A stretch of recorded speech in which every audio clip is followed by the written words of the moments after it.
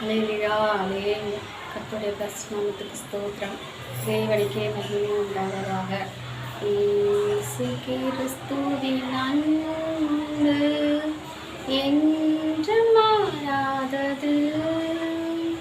இயேசு கிறிஸ்துவின் மாறா கிருபை என்றும் குறையாதது.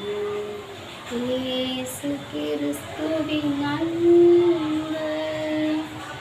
கர்த்ததாமே இந்த நாட்களில் ஒரு வசனத்தை சொல்லும்படியாக தேவன் தந்த கிருபைக்காக அவருக்கு நான் நன்றியை செலுத்துகிறேன். அவர் நம்ம மேலே வைத்த அன்பு இந்த உலகத்தில் எந்த மனிதர்களும் நம்ம மேலே வைக்க முடியாத அளவற்ற அன்பு. கர்த்ததாமே இந்த வசனங்களை ஆசீர்வதிப்பாராக. ஏசாயா 49 அதிகாரம் 15-16 வசனத்தில், ஸ்திரீயானவர் தன் கர்ப்பத்தின் பிள்ளைக்கு இறங்காமல் தன் பாலகனை மறப்பாளோ? அவர்கள் மறந்தாலும் நான் உன்னை மறப்பதில்லை. இதோ என் உள்ளங்கைகளில் உன்னை வரைந்திருக்கிறேன், உன் மதில்கள் எப்போதும் என் முன்னே இருக்கிறது. ஆமென். கர்த்தர் தாமே இந்த வசனத்தோடு நம்மளோட பேசுகிறார். ஸ்திரீயானவள் தன் கர்ப்பத்தின் பிள்ளையை இறங்காமல் தன் பாலகனை மறப்பாளோ? அவர்கள் மறந்தாலும் நான் உன்னை மறப்பதில்லை. கர்த்தர் நம்ம தாயின் கருவில் உருவாகும் முன்னே தெரிந்து கொண்டார். நம்மளுடைய அம்மா கூட நம்மளுக்கு ஒரு அளவு தான் அவங்களோட ஒரு பாசத்தை.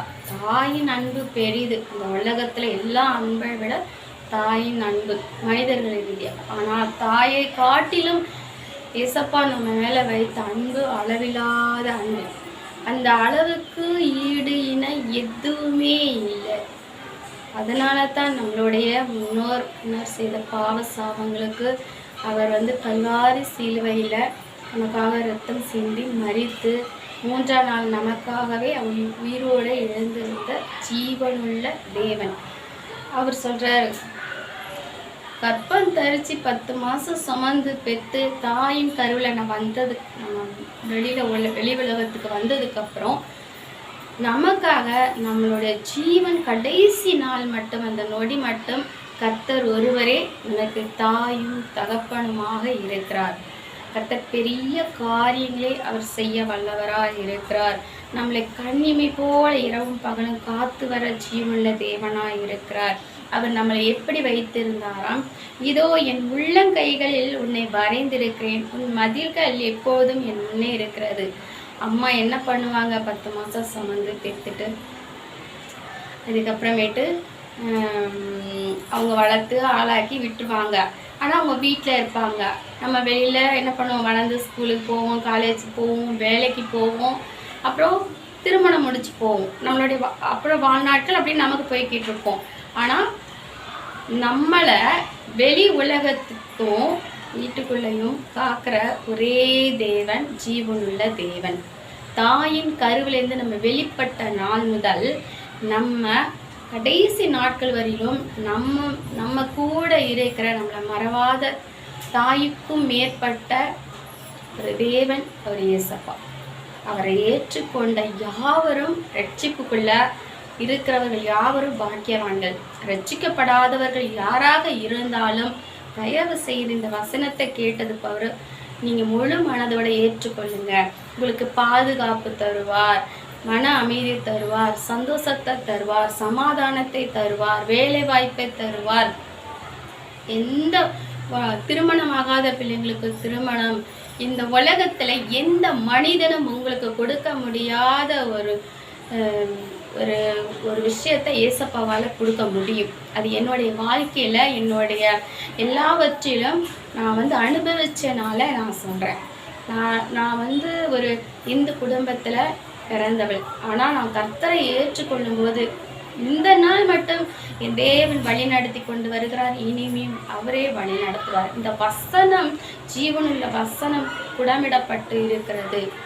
ஒவ்வொரு நாளும் கர்த்தர் பெரிய காரியங்களை செய்து அதிசயங்களையும் அற்புதங்களையும் என் வாழ்க்கையில ஒவ்வொரு நாளும் செஞ்சிட்டு இருக்காரு. மனிதர்களை நம்புபவர்கள் ஏதாவது ஒரு விஷயத்துல ஏமாந்து போவார்கள். ஆனா கர்த்தரை அறிந்து கொண்ட யாவரும் வாக்கியவான்கள். அவர் எந்த விஷயத்திலையும் அவர் ஏமாற்றவே மாட்டார். நமக்கு நன்மையானவர்களே அவர் வல்லவராய் இருக்கிறார். அதனதன் காலத்துல அவர் நேர்த்தியாய் செய்யவும் வல்லவராய் இருக்கிறார். கர்த்தர் பெரிய காரியங்களை ஒவ்வொரு நாளும் விடியல் காலைதோறும் அவர்கள் கிருபை பெரிதா இருக்கும். மாலையில அவருடைய மகிமை பெரியதா இருக்கும். அதை அனுபவிக்கிறவங்களுக்கு தான் தெரியும். ஆண்டவருடைய வசனங்களை நம்ம தியானிக்கும் போது அதுதான் சமாதானத்தை தரும். கர்ப்பத்தில் உருவாகும் முன்னே கர்ப்பத்தில் நம்மளை உண்டாக்கி தாயின் கருவில நமக்கு கண்ணு மூக்கு எல்லாத்தையும் உருவாக்கின தேவன் 10 மாதம் கழித்து நம்ம வெளியில வரும்போது கர்த்தர் நம்மளை எப்படி அறிந்து கொள்கிறார்? என் உள்ளங்கையில் உன்னை வரைந்திருக்கிறேன். நம்மளை தாயின் கருவில அவர் உண்டாக்கி நம்மளுக்கு உருவாக்கி அதுக்கப்புறம் நம்ம வெளியில வந்ததுக்கு அப்புறம் நம்மளை என்ன பண்றாரு? அவர் உள்ளங்கையில வரைந்திருக்கிறார். உள்ளங்கையில எப்பவுமே நம்ம எப்பவுமே அவர் கண்ணு முன்னாடிதான் இருப்போமா. வேதத்துல ஒரு வசனம் இருக்கு, உன்னை தொடுகிறவன் என் கண்மணியை தொடுகிறான். ஆண்டவருடைய பிள்ளைகளை ஒருவனும் கை போடவே முடியாது, எவனோ எதிராகவும் பேசவும் முடியாது. ஆண்டவர் பெரிய காரியங்களை ஒவ்வொரு நாளும் என் வாழ்க்கையில செய்து கொண்டு இருக்கிறார். அந்த அற்புதமான தெய்வத்தை, அன்பான தெய்வத்தை நமக்காக இந்த உலகத்துல எந்த மனிதனும் தாய் தகப்பன் கூட கல்வாரி சிலுவையில நமக்காக மறிக்க மாட்டாங்க. ஆனா இந்த உலகத்துல அப்படி இருக்கு. குழந்தையோ கணவரோ இறந்ததுக்கு அப்புறம் ஒரு பாசம் வச்சு இதுக்கு மேல அந்த பாசத்தால இறந்து போறவங்க நம்ம உலகத்துல பார்க்கிறோம், நிறைய செய்திகள் கேட்குறோம். ஆனா ஏசப்பா நமக்காக ஏன் மரிக்கணும்? ஆனா அவர் நம்மளுடைய பாவங்களுக்காக மரிச்சதுனாலதான் ரட்சிப்பு என்ற ஒரு வார்த்தை கிறிஸ்துவுக்குள்ளே இந்த உலகத்துல வந்தது. உங்களையும் என்னையும் ரட்சிக்க வந்த தேவன் அவரு. இந்த தேவாதி தேவனை ஏற்றுக்கொள்ளுங்க. இந்த வசனத்தை கேட்கிற யாவரும் இந்த வசன ஒரு சமாதானத்தை அளிக்கும். ஏசப்பா உங்களை கண்ணின் மணி போல இரவும் பகலும் காத்து ரட்சித்து கரம் பிடித்து வழி நடத்துவார்.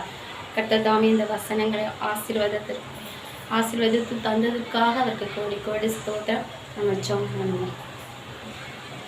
கர்த்தாவே உமக்கு ஸ்தோத்திரம்ப்பா. வசனங்களை ஆண்டவரே உடைய கிருபையினால் அப்பா கர்த்தாவே உடைய சித்தத்தினாலும் அப்பா நாங்கள் வாசித்து தியானிச்சிருக்கோம். இந்த வசனத்தை கேட்கிற யாவருக்கும் கர்த்தர் நீர் தாயும் தகப்பனுமாய் இருந்து நீர் ரட்சிப்பு சமாதானத்தை ஆசீர்வாதத்தையும் தாங்கப்பா.